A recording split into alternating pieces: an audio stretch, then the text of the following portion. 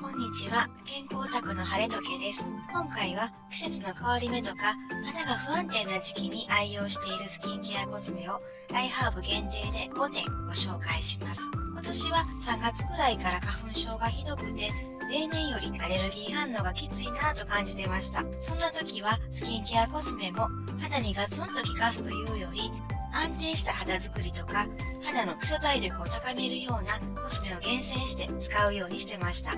それでは今一番重宝しているクリームからご紹介します。ダーマイービタミン E12000IU クリーム 113g1638 円。レビュー2500件以上、星 4.5、使用期限2年弱です。惜しみなく使えるビッグサイズでコスパがいいです。特徴は肌がとにかく柔らかくなること。本当にふわふわになります。季節の変わり目は肌が硬くなりやすい時期ですが、私は柔らかい安定した肌状態をキープできています。肌が柔らかくなってキメがふっくらする、そんな感じのクリームです。これ廃盤になったらちょっと怖いくらい大好きです。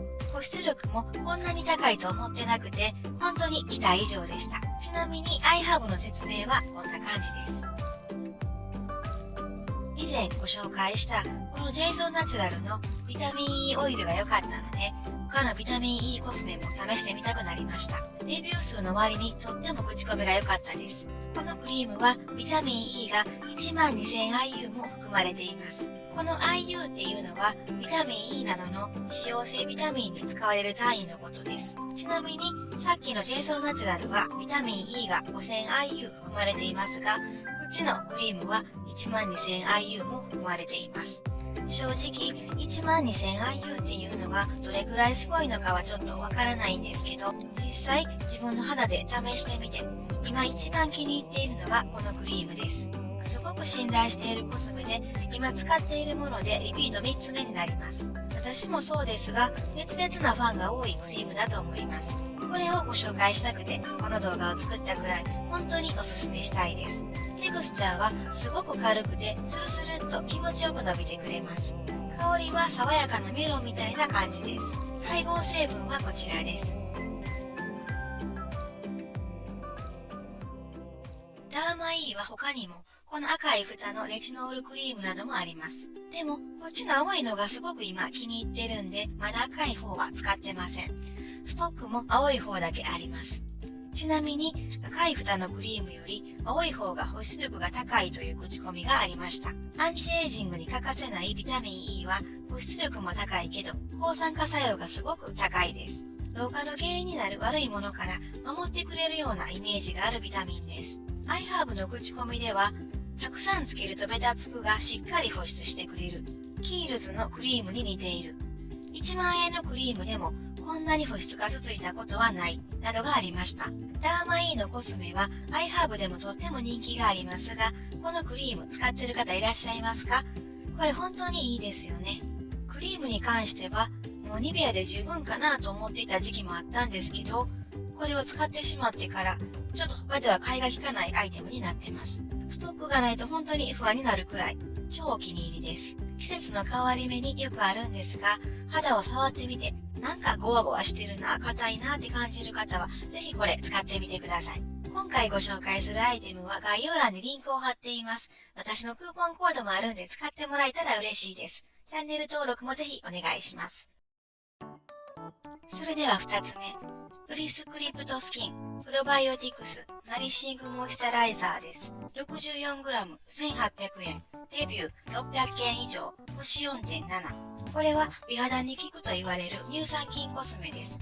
プロバイオティクスと読みます。乳酸菌のことですね。美容家の IKKO さんが数年前にテレビでビジネス抜きでガチでおすすめするコスメとして乳酸菌配合の化粧水を紹介していたのを覚えてました。アイハーブで偶然これを見つけてから何度もリピートしてます。乳酸菌は腸だけじゃなくて肌にも良い菌だと言われています。見ての通り小さいサイズです。ダーマイーの半分くらいですかね。これはスパチュラがついているんで衛生的です。売り切れの場合も多いんで気になる方は通知設定をしてください。アイハーブの説明はこんな感じでちょっと難しいです。私的に要約すると、人の肌には常在菌という菌がたくさん存在しています。雑菌以外にも肌を守ってくれる良い菌、俗に言う美肌菌もたくさんいます。乳酸菌コスメはその美肌菌をサポートして、肌の基盤を整えてくれます。乳酸菌は肌にも腸と同じように良い働きをしてくれるようです。簡単に言うと、これは乳酸菌の栄養保湿クリームです。重い感じではなくて、程よく保湿してくれる軽いテクスチャーです。朝晩使いますが、軽いんで、朝のスキンケアにとっても重宝してます。夜はさっきのダーマイーのクリームを使ってるんで、朝はこっちの重すぎない保湿力がすごく気に入ってます。配合成分と不使用の成分はこちらです。化粧水、美容液などの後に使います。薄めのココナッツのような甘い香りがします。目立ったはっきりとした効果はあんまり実感してないんですけど、ただ春は毎年花粉症で少し肌も敏感になる時期なんですが、このクリームを使っているからか、敏感どころか肌が元気になったような、丈夫になったような感じがしています。美肌菌のおかげで肌の基礎体力が高まったのかなと思ってます。アイハーブの口コミでは、刺激が少なく優しい、肌が乾燥しすぎて慣れている時でも安心して使える。はっきりした効果はわからないが、重すぎることなく保湿してくれる。完璧な使い心地。肌の赤みが引く気がする。即効性はないけど、地道に職人仕事のようなクリームなどがあります。私は花粉症なんで、アレルギー体質に傾きやすい春と秋は、毎年新しいコスメは使わずに、安心して使えるものを厳選してます。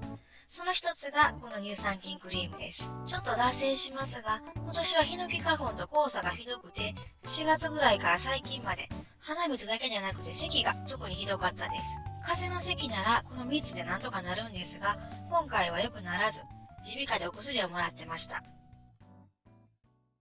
次は3つ目。これも超気に入ってます。ピュラドールの 20% ビタミン C セラムです。118ml、1600円、レビュー1万件以上、星 4.6、使用期限2年以上です。顔からデコルテまで広い範囲で使える美白系のコスメを探していて、これは口コミがすごくいいんで買ってみてからおにリピしてます。もう初めて使った時から当たりやなって感じでテンション上がりました。以前ご紹介したアドバンストクリニカルズのビタミン C ももちろん使ってるんですけど、しかもストックもあるんですが、今はこっちの方にちょっとハマってます。特徴は贅沢な成分がいくつも配合されていること。美白ケアはもう十分なんじゃないかなというくらい、これ一本に凝縮されている感じです。配合成分はこちらです。